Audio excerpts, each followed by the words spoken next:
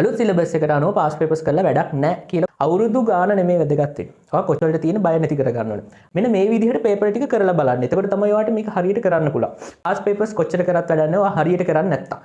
Model papers අද මාතෘකාව papers. හරිද? Papers. Pass papers, model papers, පළාත් පේපර්ස් මොනවද කරන පේපර්ස් ගොඩක් අය අහනවානේ.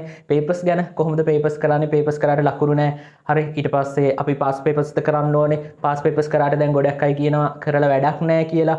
අලුත් මේ ස්ට්‍රක්චර් එක අනුව ඊපස්සේ අලුත් ස්ටයිල් එක අනුව පේපර්ස් හැදෙන දැන් පාස් පේපර්ස් වලින් ඉන්නේ නැහැ. හරි. ෆිසික්ස් වල කෙමිස්ට්‍රි වල අපි පාස් පේපර්ස් කොච්චර අවුරුදු ගානකද කරනවා නම් කරන්න ඕනේ. ඊට පස්සේ අපි කාගේද හොඳ පේපර් ක්ලාස් යන්න ඕනේ. ඒව නම් රෙකමන්ඩ් කරන්න බෑ. හරිද? මේ ඊට පස්සේ පළාත් පේපර්ස්ද හොඳ. ඊට පස්සේ ඔහොමම අහනවා. හරිද? ඔයගොල්ලෝ අහන ප්‍රශ්න. හරිද? ඇත්තටම මෙහෙම දෙයක් තියෙනවා. පේපර්ස් කරන්න ඕනේද කියලා අහුවොත් ඔව්. හරිද? සාමාන්‍යයෙන් මම මේක ඔයිට කලිනුත් පන්තියේ කියලා තියෙනවා. අපි දැන් දැන් විභාගය කියන්නේ පීනන එක නම් ඔයා වතුරට බහින්න නැතුව පුරුදු වෙන්නේ නැතුව එකපාර වතුරට දාලා ඔයාට පීනන්න කියලා කිව්වොත් පීනන්න බෑනේ. ඔයා ගිලෙනවානේ. අන්න ඒ වගේ වැඩක් තමයි එක්සෑම් එක. හරිද? මම පඬිත කතාවක්ද දන්නේ මේ බලන ඔයාට පුංචි මතක් කිරීමක් තියෙනවා. ඔයා මෙඩිසින් යන්න ආසාවෙන් ඉන්න කෙනෙක් නම් ඔන්න ඔයාට අපේ ටෙලිග්‍රෑම් channel එකත් එක්ක එකතු වෙන්න පුළුවන්. ඩිස්ක්‍රිප්ෂන් එකේ link එක තියෙනවා. මේ link එකෙන් අපේ channel එකත් එක්ක එකතු වෙන්න. මේකේ අපි දවස ගානේ මෙඩිසින් post ඊට පස්සේ ඔයගොල්ලන්ට motivation වෙන දේවල් දානවා. ඉතින් මේවත් එක්ක ඔයාලට ඒ වගේම තමයි අපි සතිය ගානේ දාන වීඩියෝස් ගැනත් කලින් දැනුම් දෙනවා. ඉතින් ඒ නිසා 2026 27 A-levels කරන ඔයාලා බයෝ වලින් A-levels කරන කෙනෙක් නම් අනිවාර්යයෙන්ම join වෙලා ඉන්න අපේ Telegram channel එකත් එක්ක.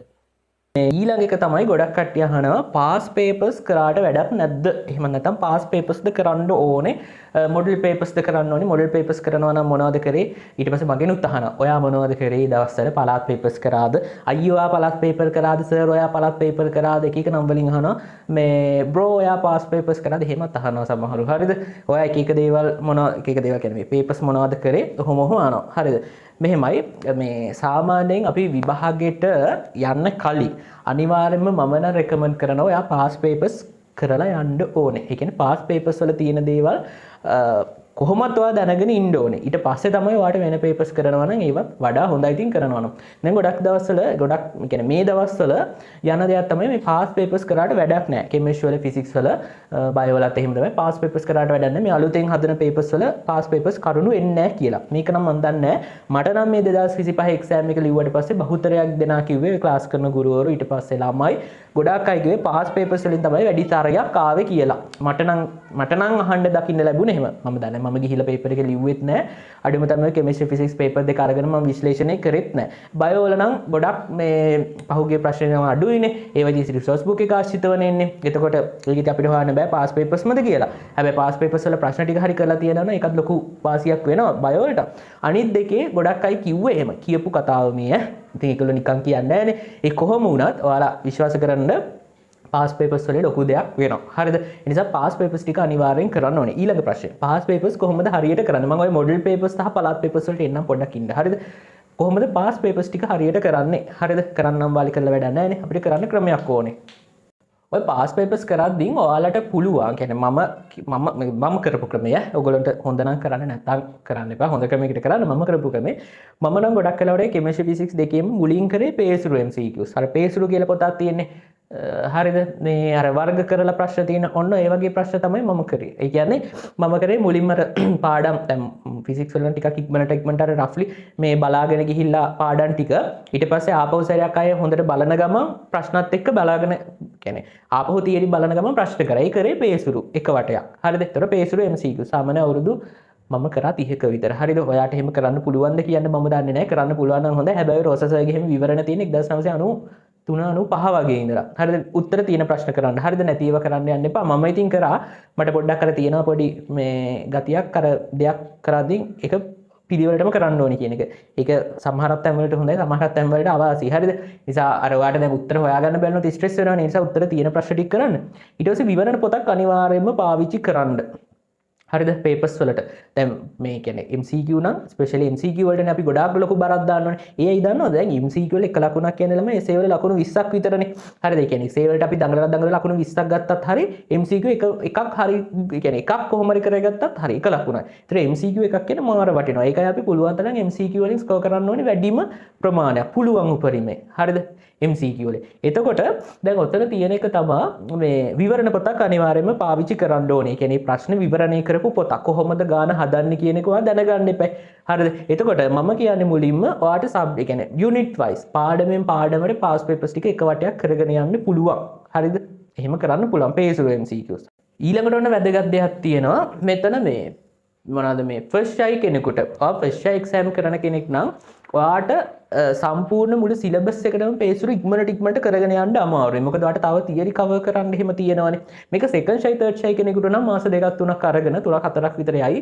අරගෙන ඉක්මනට කරොත් එයාට සබ්ජෙක්ට් දෙකේ මේ ඔයාට MCQ ටික ඉවර කරන්න පුළුවන් වෙයි මුළු සිලබස් එකේම සබ්ජෙක්ට් මේ යුනිට් වයිස්. හරිද? පාඩමක් ඉක්මනට බලලා මෙහෙමයි මේ පාඩම බලන්න කිව්වම සති ගණන් පාඩම් බල ඉන්න එපා. ඉක්මනට පාඩමේ තියරි ටික බලන්න ඒ ටික ඔලුවට දාගෙන ප්‍රශ්න කරන්න. ප්‍රශ්නත් එක්ක වරදින තියරි ආපුවා. එහෙමයි තියරි බලන්නේ. නැත්නම් තියරි ටික ඔක්කොම ඉවර කරලා ප්‍රශ්න කරන්න ගියොත් ඔයාට ඔක කරන්න වෙන්නේ නැහැ. ඔය තියරි 100ක් ඉවර කරන්න බෑ. ඔය මාස ටිකෙන්.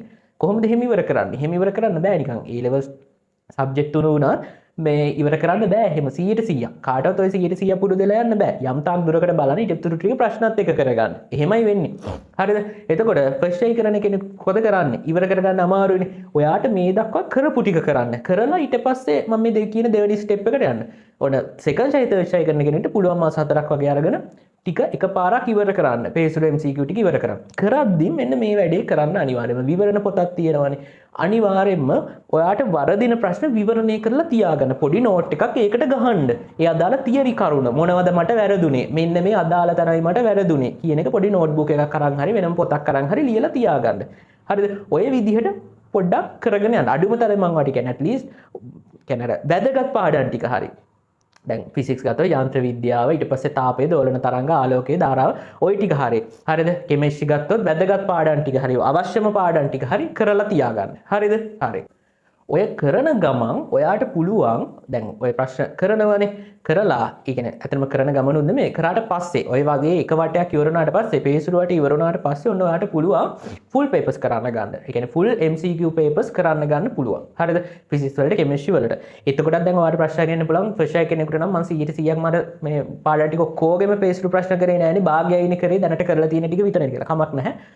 තමන් කරේ භාගයක් නම් භාගයක හරි පේපර්ස් කරන්න ගන්න. හරිද? පේපර්ස් ඕක ඉවර වෙලා පේපර්ස් කරන්න වෙලාවක් ඉන්නේ නැහැ. සෙකන්ඩ් ෂයි තර්ඩ් ෂයි ක්‍රමයට no excuses මේ එයාට කරන්න පුළුවන්. එයාට මාස 3ක් විතර පේසුරු කරොත් එයාට කරන්න ගන්න පුළුවන්. මෙහෙමයි කරන්න ගන්න පුළුවන් කියනවාට 50න් 50ම ඉන්නේ නැහැ. හරිද? වරදිනවා. අම්බානකට වරදිනවා. වරදින්න තමයි ඕනේ. වරදින තරමට හොඳයි. ගොඩක් ළමයි අහනවා කොච්චර ප්‍රශ්න කරත් වරදිනවා. මට එපා වෙලා. වරදින්නේ නිකන් නෙමෙයි. වරදින ඉස්සරහට හරියන්නේ ඒක හරි. ඔයා වරදින එකක් ගානේ ආපහු ඒක බලන්න. හරිද? ඒ කියන්නේ එක සමහරකට එකම ප්‍රශ්නේ දැන් මට මතක මම කරන කාලේ එකම ප්‍රශ්නේ පේසුරු වල වරදින පේසුරු කරද්දී වරදින ප්‍රශ්නෙම සමහරක් වෙලාවට ෆුල් පේපර් එක කරද්දිනුත් ඒ අදාළ අවුරුද්දේ ඒ ප්‍රශ්නෙම වරදිලා තියෙනවා. එතකොට මට නිකන් අවුල් ගියා ඒ දවස්වල මේ වරදිලා මම විවරණේ කරපු ප්‍රශ්නෙම ආයෙ වැරදිලානේ. එහෙම දේවලුත් වෙනවා. ඒත් කමන්නේ ආපහු සැරයක් ඒකම බලන්න. ඒ වරදින්න හොඳයි. හරිද? ලකුණු අඩු වෙන්න හොඳයි. එක ලකුණ හරි වැඩි කරගන්නයි ඕනේ. හරිද? ඒකට මේ ලකුණු අඩුයි ආයෙ මට එපා වෙලා තියෙන පේපර්ස් 10ක් විතර කරන්නම් වාලේ පේපර්ස් කරා කියලා වැඩක් නැහැ. හරිද? පේපර් එකට ගියා ලිව්වා ආවා ලකුණු බැලුවා ඊළඟ සතිය ආයෙ ගියා පේපර් එක ලිව්වා ලකුණු නැහැ. එහෙම වැඩක් නැහැ. පේපර් එකක් කරනවා නම් at least ඔයාලා සතියක්වත් මේ පේපර් එකත් එක්ක ඉන්න. දැන් වෙලාව තියෙනවනේ ඒකට වරදින ගණන් ආපහු බලන්න. ඇයි වැරදුනේ? ඒවට නෝට්ස් හදන්න. පොඩි නෝට්ස් හදන්න. හරිද? වෙනම පොතක් තියාගන්න. විවරණ ලියන්න. හරිද? මේ විදිහට තමයි කරන්නේ. ඒ කියන්නේ ඔයාට තේරෙනවද සාමාන්‍යයෙන් ඔයා ඔය පේපර් එකක් කරනවා කියන්නේ ප්‍රශ්න 50ක් කරනවා කියන්නේ ඔතන ඉගෙන ගන්න ගොඩාක් දේවල් තියෙනවා. ඔයගොල්ලෝ කරන ලොකුම වැරද්ද තමා පේපර්ස් කරද්දී ඒ කියන්නේ මේ පේපර් එක කරලා ඉවර වෙලා එතනින් එහාට ආයේ පේපර් එක බලන්නේ නැහැ. හරිද? ඒක කියන්නේ ඒක කරා ඉවරයි. කරා කියන එක ඔළුවේ තියෙනවා. මම මේ 2010 පේපර් එක කරානේ කියන එක තියෙනවා. හැබැයි 2010 ඔයගොල්ලෝ අර සාමාන්‍ය ඔය මම අර උක්වලස් එකේ පේපර් ක්ලාස් එක කරේ කියන්නේ ෆ්‍රී පේපර් ක්ලාස් එක සර් කියනකොට හොඳ වචනයක් වවාගෙන කනවා කියලා කියනවා. පේපර් එක ගානක් වවාගෙන කනවා කියලා. දැන් එහෙම කියනවද දන්නේ නැහැ. හරිද? ඒ කියන්නේ මට ඇත්තටම ඒ කියන්නේ මම මේ වෙලාවෙත් මතක් කරන්න ඕනේ සර් මේ මම ක්ලාස් ගියේ නැහැ. ඒනට මේ සර්ගේ ඉගෙනගෙන තියෙනවනේ YouTube එකෙන් හරිද එතකොට YouTube paper class එක මට ලොකු මේ කියනට ලොකු දව්වක් වුණා හරිද මේ එතකොට මේ පාස් පේපර්ස් එහෙම සාකච්ඡා කරා සර් ගොඩක් එතකොට ඒ වගේ කියන්නේ මේ අර අපි ගානක් ගත්තම මේ ගාන තුළ අපිට ගොඩාක් දේවල් ඉගෙන ගන්න තියෙනවා මේ ගාන තුළ අර පුළුවන් තරම් ඒකෙන් තියරි ගැඹුරට එන්න පුළුවන් තියරි මොනවද කියන එක බලන්න අන්න එහෙම ඉගෙන ගන්න හරිද ගානක් වැරදුනාම පුළුවන් හැම ගානම බලන්න යන්න එපා හරිද ඒක වරදින ප්‍රශ්න විවරණය කරන්න නෑ අය ගණන් 50ම විවරණය කරන්න යන්න එපා හරිද ඔයාට අමාරු ප්‍රශ්න වරදින ප්‍රශ්න හරිද ඒවා විවරණය කරලා තියාගන්න ඒක වටිනවා ඔය විදිහට කරගෙන යන්න එක වටයක් තවත් කාල් තිබ්බොත් තොරක් කරන්න හරි ඊළඟට ඔන්න ඊළඟ ප්‍රශ්නේ තමයි මොඩල් පේපර්ස් ක්ලාස් පේපර්ස් කරනවද පළාත් පේපර්ස් කරාද ගොඩක් අය කරාද කියනකටත් වැඩක් කරනවද කරන්න ඕනේද කියන එකටත් වඩා අහන්නේ මම කරාද කියලා මෙහෙමයි මම කියවනේ දැන් ෆිසික්ස් වල නම් ඔයගොල්ලෝ සර් කරේ පේපර් ක්ලාස් එකට මම ගියා කරා හරිද මම අනිත් අය ගැන දන්නේ නැහැ අනිත් අයගේ පේපර්ස් කරලා නැහැ පුස්සල කියලා සර් කෙනෙක් ඉන්නේ පුස්සල සර් ගෙන් මම මොන හරි පේපර් ඔය නොමිලේ කරපු වැඩසටහනක් තිබ්බා කරා ඒකට ගියා හරිද ඒ සර් ගෙත් හොඳයි අනිත් අය ගැන නම් මම දන්නේ නැහැ හරිද හැබැයි ඉතින් ඔය හැම කෙනෙක්ම මොන හරි දෙයක් ළමයිට කරන්නනේ දඟලන්නේ. ඉතින් ඒ නිසා ඔයාට ගැළපෙන එක තෝරගන්න හැමෝම හොඳයි කියන තැන මම නම් ඉන්නේ. හරිද? I don't know. හරිද? ඒක ඉතින් ඔයා බලාගන්න. ඒතකොට ක්ලාස් වල පේපර්ස් කරනවාද කියලා ඇහුවොත් ඔයාට පුළුවන් ක්ලාස් එකක පේපර් එන්නේ සතියකටනේ. ඉතින් ඒ සතියේ පේපර් එක කරන්න ගිහිල්ලා අනිවාර්යයෙන්ම. හරිද? ඒක කරන්න ඕනෙමද කියලා මගෙන් අහන්න එපා. ඉතින් ඇත්තටම ඔයාට කරන්න පුළුවන් නම් හොඳයි. පේපර්ස් පුළුවන් තරම් කරන තරමට හොඳයිනේ. හැබැයි පාස් පේපර්ස් ටික අනිවාර්යයෙන්ම කරන්න. පාස් පේපර්ස් වලින් මම කියවනේ පාස් පේපර්ස් එනවා එන්නේ නැතුව නෑ. ඔය පාස් පේපර්ස් වල ක්‍රම තියෙනවා 500ක් විතර මම කලින් වීඩියෝ එකකත් කිව්වා. හරිද? ඒ නිසා පාස් පේපර්ස් කරන්න කෙමිස්ට්‍රි ෆිසික්ස් දෙකේම. ඊළඟ තමයි මේ මොඩල් පේපර්ස් කරද්දී මොඩල් පේපර්ස් වලට ලිමිට් එකක් නෑ. පාස් පේපර්ස් වලට වගේ පාස් පේපර්ස් වල නම් අවුරුදු 30 නම් අවුරුදු 30 පේපර්ස් තියෙනවා. මොඩල් පේපර්ස් වලට අපිට ලිමිට් එකක් නෑනේ. ක්ලාස් පේපර්ස් වලට කොහෙන් හරි එකතු කරලා වැදගත් දේවල් ටිකක් දාලා හදලා දෙනවා. ඉතින් ඔයගොල්ලෝ ඒකත් ප්‍රැක්ටිස් වෙන්න කමක් නෑ. හරිද? ඒක කරන්න එපාද කරේ නෑ කියලා ප්‍රශ්නයක් නැද්ද? ඒ වගේ ප්‍රශ්න අහන්න එපා. හරිද? පුළුවන් නම් කරන්න තරමට හොඳයි. හරි ප්‍රැක්ටිස් වෙන තරමට හොඳයි. අපි එහෙමනේ ක්‍රීඩාවක් වුණත් අපි ප්‍රැක්ටිස් වෙන්න අපි ඒක එක්ස්පර්ට් කෙනෙක් වෙනවානේ. ඒ වගේ තමයි පේපරුත් කරන්න ඔයා ඒ සබ්ජෙක්ට් එකේ පේපර්ස් වලට එක්ස්පර්ට් කෙනෙක් වෙනවා. ටයිමින් හැදෙනවා. හරි. ඒ නිසා කරන්න. පුළුවන් තරම් කරන්න. පේපර් ක්ලාස් යන්න. වරදින්න කරන්න. බය වෙන්න එපා පේපර්ස්. සමහරවල් මම කියනවා මම පේපර්ස් දැක්කම වෙවුලනවා. බයයි. ඒ බය තියෙන්නේ. හරිද? ඒ කියන්නේ කොන්ෆිඩන්ස් නැතිකම. හරිද? කවද්ද ඕක හදාගන්නේ? තව මාස 7ක් තියෙනවනේ. දැන් හදාගන්න පුළුවන්. ටික හදාගන්න. මුලින්ම පේපර් එකට ලකුණු 20 නම් තියෙන ඊළඟට 25ක් ගන්න සාර. 20 ඉඳලා 80 ගන්න දඟලන්න එපා. හරිද? දැන් ඔයාලට පළවෙනි පේපර් එකක් ලිව්වහම ලකුණු 20ක් නම් තියෙන්නේ. ඊළඟ පේපර් එකේ ලකුණු 80ක් ගන්න ඕනේ කියලා ඔළුවට ස්ට්‍රෙස් එකක් දාගන්න එපා. ඊළඟ පේපර් එකට ලකුණු 25ක් ගන්න දඟලන්න. ඊට පස්සේ 30ක්. ඊට පස්සේ 35ක් 40. පේපර්ස් 10ක් 15ක් කරද්දී නිකම් වගේ ලකුණු 70ට ආසන්න වෙනවා. හරියට කරොත්. තේරුණාද? ඊළඟ තමයි පළාත් පේපර්ස්. හරිද? පළාත් පේපර්ස් ඒ වගේ ඒවා කරන්න ඕනේ. ඒකත් අර වගේම සේම් ඉති. හරිද? ඔයාලට කරන්න වෙලාවක් තියෙනවා නම් කරන්න. හැබැයි දැන් ඕක ඇත්තටම පිළිවෙලක් නැහැනේ කරන්න. හරිද? එක්කවා පිළිවෙලක් හදාගන්න. දැන් පළාත් පේපර්ස් කරනවා නම් සති දෙකකට තුනකට සැරයක් එකක් වගේ. ඒත් කරන්න වෙනම ෆයිල් දෙකක් තියාගන්න. පාස් පේපර්ස් වලට සහ මොඩල් පේපර්ස් වලට. මොඩල් පේපර්ස් ගණේට අයිති වෙන්නේ මොනවද? ක්ලාස් වල පේපර්ස්, පළාත් පේපර්ස්, හරි ස්කූල් පේපර්ස්. ඔව්ව තමයි අයිති වෙන්නේ මොඩල් පේපර්ස් ගණන්ට. ඒවත් කරන්න වෙලාව තියෙනවනම්. පාස් පේපර්ස් නොසලකා හරින්න එපා. හරිද? නොසලකා හරින්න එපා.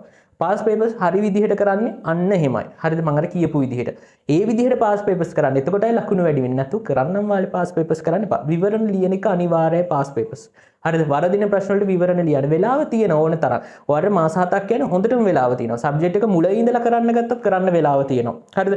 ඊළඟ ප්‍රශ්නේ ගොඩක් අහනවා බයෝ වලට පාස් පේපර්ස් කරන්න ඕනේද? සහ ගොඩක් ළමයි මගෙන් ඔය මේ කියන්නේ අර ක්ලාස් ගෲප් වල ඉන්න ළමයි හැමෝම මැසේජ් දාලා හද්දින් එක එක ප්‍රශ්න එනවානේ ක්ලාස් එකේ ඉන්න ළමයි වුණා. ගොඩාක් අය කරන්නේ ඕල් සිලබස් ප්‍රශ්න. අනේ ඔබ කරන්න එපා. කිසිම තේරුමක් නැහැ. 2019ට කලින් එක ප්‍රශ්නයක් අල්ලන්නවත් එපා. සහ ක්ලාස් වල පේපර්ස් කරනවා නම් හැමෝම මගේ ක්ලාස් එන්නේ නැහැනේ. ඒකට එහෙමයි කියලා ඉතින් අනිත් අය වෙනසල්කා හරින්න බෑනේ. හරිද? කොහෙන් හරි ඔයාලා ගොඩ යන්නනේ ඕනේ. ඔයාලට මම දෙන අවවාදය තමයි ඔයගොල්ලෝ පේපර්ස් කරද්දී ඔයාලගේ රිසෝස් බුක් එකෙන් උත්තර ගන්න බැරි ප්‍රශ්න කරන්න එපා. හරිද? රිසෝස් බුක් එකට අදාළව අලුත් රිසෝස් බුක් එකට සහ ගුරුවත් පොතට අදාළව තියෙන ප්‍රශ්න කරන්න. මේ ළඟදී ළමෙක් ප්‍රශ්නයක් ආවා. ඒක ළමයා ඉතින් දන්නේ නැහනේ. හරිද? එතකොට ආවා මේ අහලා තිබ්බේ මේ 2010 විතර සිලබස් එක තිබ්බ ප්‍රශ්නයක්. ඉතින් අහපු නිසා කියලා දුන්නා. ඊට පස්සේ මම කිව්වා බලන්න එපා මේවා කියලා. හරිද? ඒ වගේ බයෝ කරනවා නම් 2019ට පස්සේ කරන්න. හරිද? ඒක තමයි බයෝ වල හොඳම වැඩි. මේ ඊළඟට බයෝ වල මේ පේසුරු කරත් ඕගොල්ලෝ ඒ විදිහට අර මේ 2019 ඉඳලා තිබ්බේ ඒවා ටික කරා.